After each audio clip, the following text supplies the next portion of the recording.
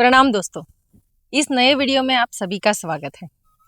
आज हम एक ऐसी वनस्पति के बारे में जानने वाले हैं जो सफेद दाग, जो हमारे शरीर के ऊपर सफेद दाग आते हैं, उसके ऊपर का एक जालिम उपाय है।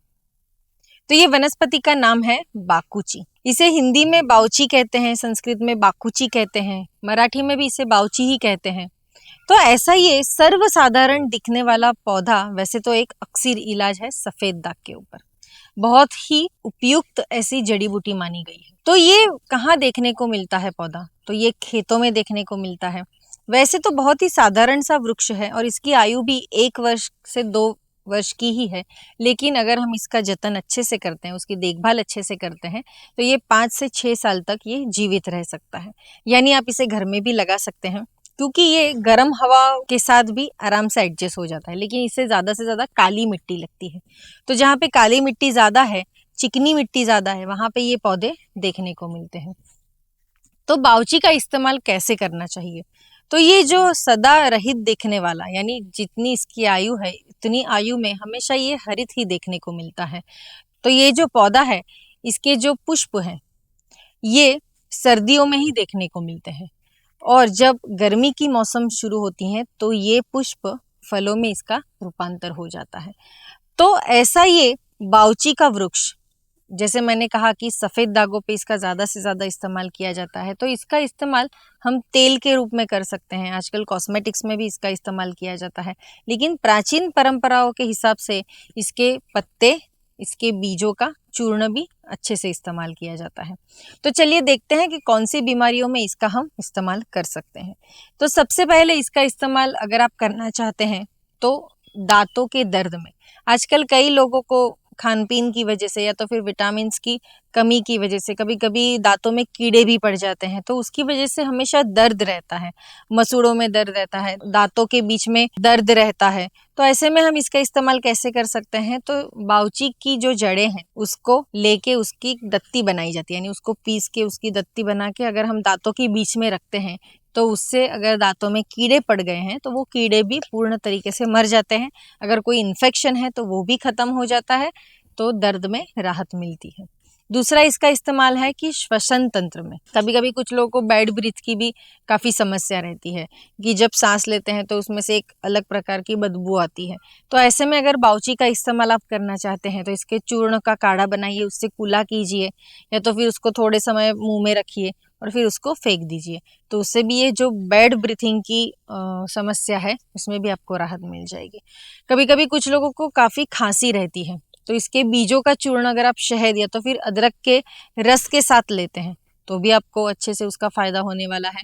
तो वैसे दांतों के लिए, श्वसन तंत्र के लिए हम इस वनस्पति का इस्तेमाल करते हैं। और एक बहुत ही इसका अच्छा जो पारंपरिक पद्धतियों में इसका इस्तेमाल किया जाता था वो है गर्भ निरोधक के तौर पे। यानी जो महिलाएं बच्चा नहीं चाहती है या तो फिर गर्भ रखना नहीं चाहती है या तो फिर उनको प्रेगनेंसी कंसीव नहीं करना चाहती है, तो पहले के ज़माने में तो इतनी गर्भ निरोधक गोलियां नहीं होती थी या तो फिर और कोई पद्धतियां नहीं होती थी, टैबलेट्स नहीं होते थे। तो ऐसे में जो वैद्य जी थे वो हमेशा ये बाउची के बीजों का इस्तेमाल करने के लिए कहते थे। तो तब की महिला इसका इस्तेमाल कैसे करती थी? तो ये जो बाउची के बीज हैं उसको तेल में अच्छे से घोल के उसका तेल बनाते थे और फिर उसको अपने योनि में उसको लगा के रखते थे, ताकि कोई प्रेगनेंसी रहे नहीं, कोई कंसीव ना कर सके। तो इसको गर्भ निरोधक के तौर पे भी इसका इस्तेमाल किया जाता था पारंपरिक चिकित्सा में। आजकल इसका तेल भी बनाया जाता है, कई जगह पे इसका इस्तेमाल किया जाता है ज़्यादा से ज़्यादा सफ़ेद दाग के लिए। जैसे कई लोगों को अचानक से ही शरीर पे सफ़ेद दाग आ जाते हैं या तो फिर कहीं ऐसी जगह पे सफ़ेद दाग आ जाते हैं कि किसी को बता भी नहीं सकते हैं। तो ऐसे में ये बाउची का इस्तेमाल कैसे करें? तो बाउची का चूर्ण इस्तेमाल कर सकते हैं, उसमें गौमूत्र मिलाइए और बाउची एकत्र करके उससे सफ़ेद दाग जहाँ पे भी आए हैं वहाँ पे उसको अप्लाई कीजिए। तो धीरे धीरे ये सफ़ेद दाग कम होने लगेंगे। पूर्ण तरीके से जाएंगे नहीं जाएंगे ये हम नहीं बता सकते, लेकिन अगर आप ये शुरुआत करते हैं, अगर बाउची का चूर्ण और गौमूत्र इन दोनों को मिक्स करके वहाँ पे अप्लाई करते हैं तो पहले आपको थोड़ी जलन होगी, लेकिन जलन धीरे धीरे कम हो जाएगी और वहाँ पे नॉर्मल स्किन आना शुरू हो जाएगा, ऐसा आयुर्वेद कहता है। तो बाउची का हम सफेद दाग के ऊपर इस्तेमाल कर सकते हैं।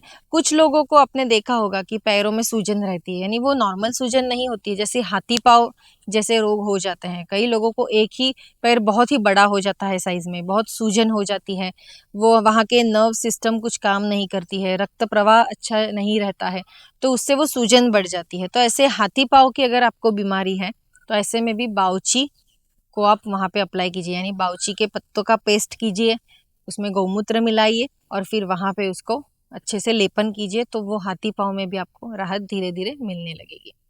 दूसरा इसका इस्तेमाल है कि पेट संबंधित अगर कोई बीमारी है, तो अगर आपको गैस्ट्रो इंटेस्टाइन जैसी कोई बीमारी हो रही है, यानी बहुत गैस बन जाते हैं, या तो फिर अल्सर हो जाता है, तो फिर आंतों में कोई संक्रमण हो जाता है, तो ऐसे में अगर आप इसके पत्तों का काढ़ा लेते हैं या तो फिर बाउची का चूर्ण लेते हैं तो उससे भी आपको फायदा होता है। आंखों के लिए भी बाउची बहुत ही अच्छे से इस्तेमाल की जाती है, अगर इसकी पत्तियों की भाफ ली जाए तो आंखों के लिए भी अच्छा है। याददाश्त शक्ति बढ़ाने के लिए भी बाउची आप इस्तेमाल कर सकते हैं, लेकिन ज़्यादा से ज़्यादा अक्सर इलाज इसका सफ़ेद दागों पे है। तो अगर किसी को ये परेशानी है तो इसका ज़रूर आप इस्तेमाल कीजिए, बाउची के चूर्ण का, इसके बीजों के चूर्ण का। ये काफ़ी ही साधारण सा पौधा है, लेकिन ये बहुत ही महत्वपूर्ण पौधा है हमारे स्किन के लिए। तो स्किन की हर बीमारी हम बाउची से सही कर सकते हैं। सिर्फ बाउची नहीं तो उसमें मुलेठी का इस्तेमाल कर सकते हैं, आंवला पाउडर का इस्तेमाल कर सकते हैं, संतरे के पाउडर का इस्तेमाल कर सकते हैं। आजकल ये सारे पाउडर्स अवेलेबल है, तो इन सभी का मिश्रण करके अगर आप आपके स्किन के ऊपर अप्लाई करते हैं